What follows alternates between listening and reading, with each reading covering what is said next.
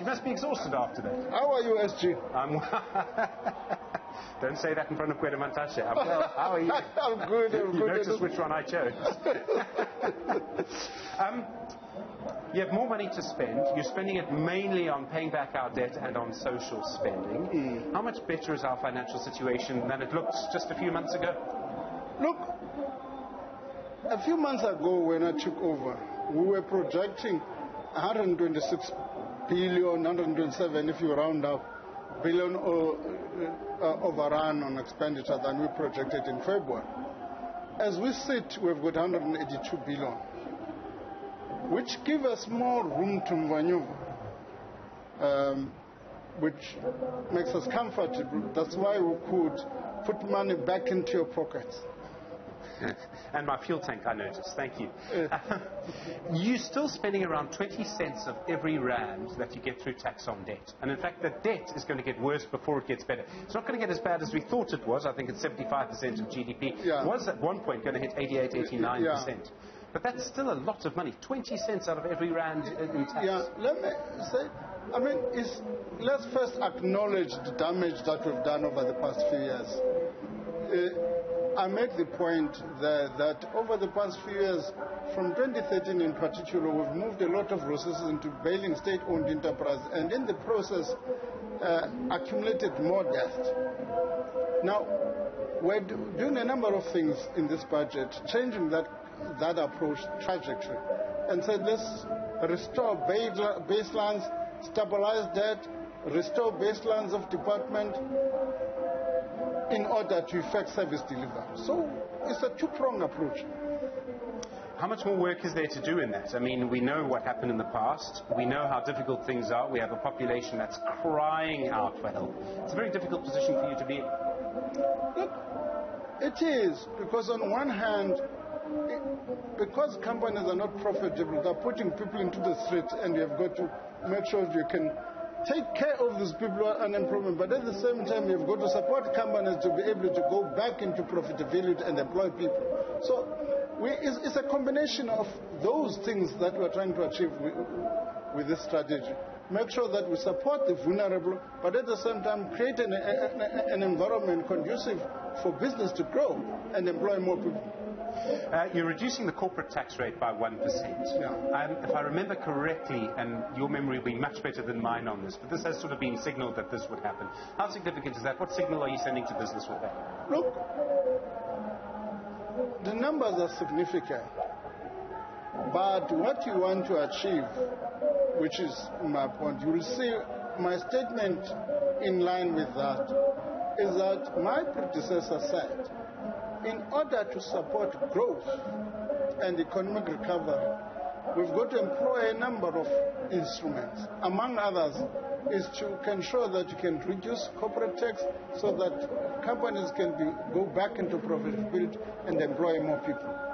We've got to create an incentive, a tax incentive on one hand, which allows people who can employ young people to not have experience and be able to train them in a subsidized rate. So we're deploying a number of instruments to ensure that. Do you think it's going to help attract companies to do business here? Do you think it's going to make a big difference to them? I realize there's a lot of other things apart from tax that are involved. Look, fiscal instruments on their own are not going to be enough. Let me give you an example. We can put as much money as we can on infrastructure. If we don't deal with crime, when guys rock up in a construction site and say, we want 30%. So what we need to be talking about is the totality of interventions, which I think that's what the President was talking about when people misunderstood. What the President was saying in the State of the Nation was that for business to thrive, we've got to deploy a number of instruments, including dealing with crime and other things, so that business can be able to operate. Do you agree with what the President said several times in his State of the Nation address and in his reply to the debate that it's business that creates jobs, not government? Yes, of course, yes. I mean, if you look at the employment, government employ about 1.7 people out of 14 million.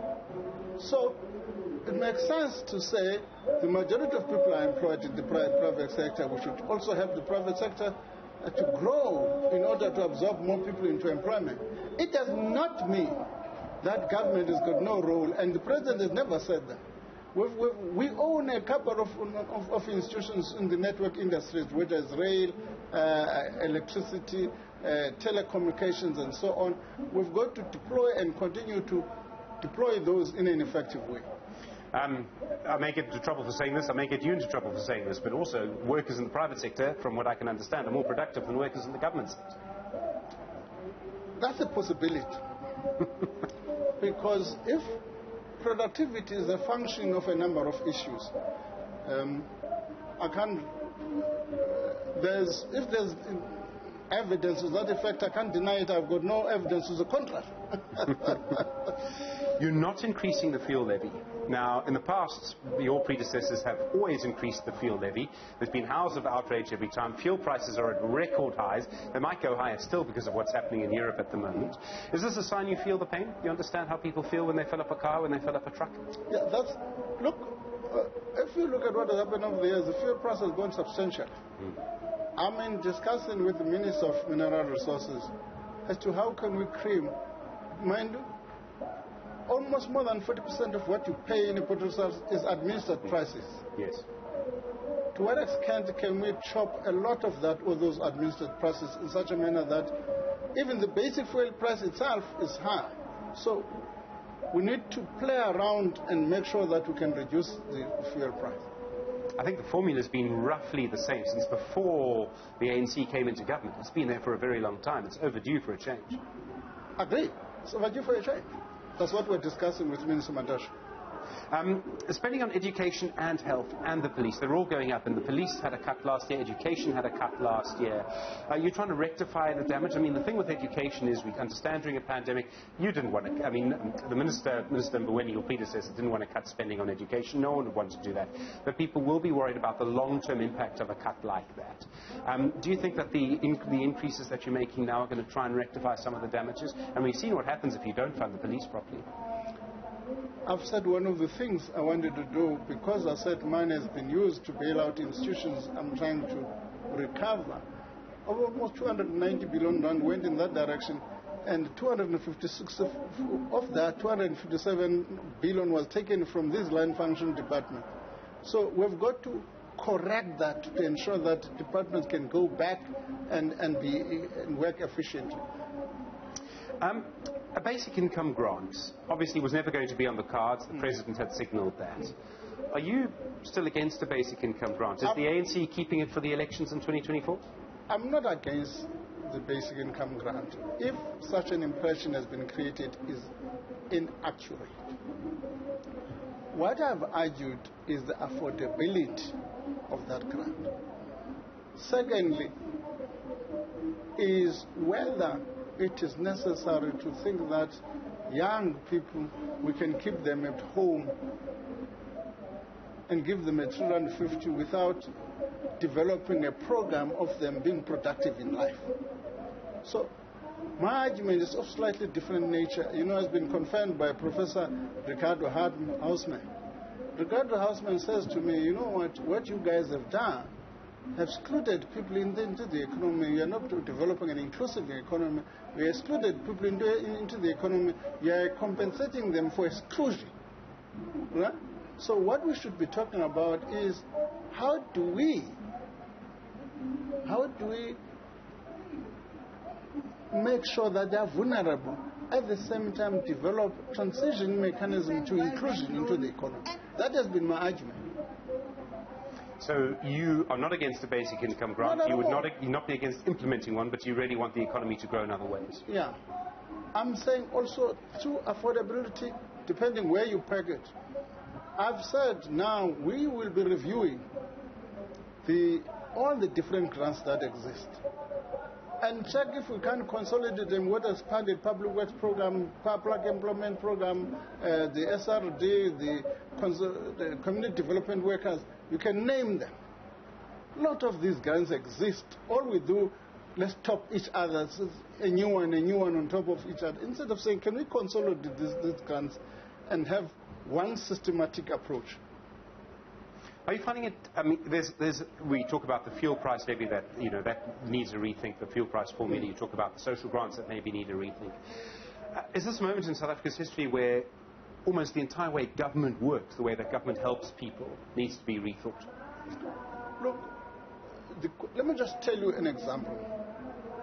If you were to take a young man who is coming from a TVET, has done electrical theory, but has never done practical, you take that young man or woman through a practical program where that person gets a trade certificate.